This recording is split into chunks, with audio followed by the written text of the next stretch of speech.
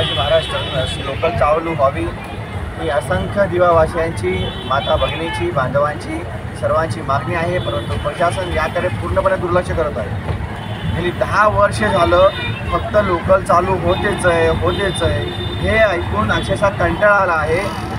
10 वर्षात जवळपास 1000पेक्षा जास्त मला हरकत नाही एवढ्या माता भगिनी बांधवांचे जीव गेलेले आहेत, तरीही प्रशासन याकडे पाहत नाही। राजकीय नेते मंडळी फक्त आश्वासनावर आश्वासनं देऊन फक्त वेळ काढूपणा करत आहे। कुठेतरी माता भगिनीचे, प्रवासी बांधव जीव वाचले पाहिजेत यासाठी आजपासून आम्ही आमरण उपोषण बसलेलो आहोत। या अगोदरही 2023मध्ये आम्ही मोर्चाही काढला होता, त्यावेळी सांगितलं हो चालू करतोय, परंतु पक्षाकडे याकडे लक्ष द्यायला तयार नाही आहे। प्रशासनाने तात्काळ दिवा ते छत्रपती शिवाजी महाराज टर्मिनस लोकल चालू करण्याची मागणी मंजूर करावी आणि दिवावासियांना रोजच्या अपघातापासून त्यांचे जीव वाचवावे, माता भगिनीचे जीव वाचवणं अत्यंत गरजेचं आहे। सर्व राजकीय पक्ष असतील सर्वांनी एकत्र येऊन संघटित होऊन हा लढा कुठेतरी निश्चित केला पाहिजे।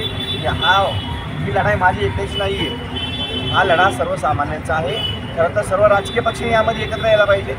सर्व राजकीय पक्ष इथे उपोषणला बसा ना, मी आहे तुमच्यासोबत, तुम्ही बसा उपोषणला, पण जर तुम्ही ते करणार नाही, जर तुम्हाला खरंच या सामान्य जनतेची, या दिवावासियांची काळजी असेल, खरंच हे तुम्हाला यांच्याविषयी प्रेम असेल तर आपण सर्वजण या आंदोलनामध्ये सहभागी व्हाल आणि आपण प्रत्येक पक्षाच्या वतीने इथे येऊन आंदोलन कराल अशी मी तुम्हाला विनंती करतो।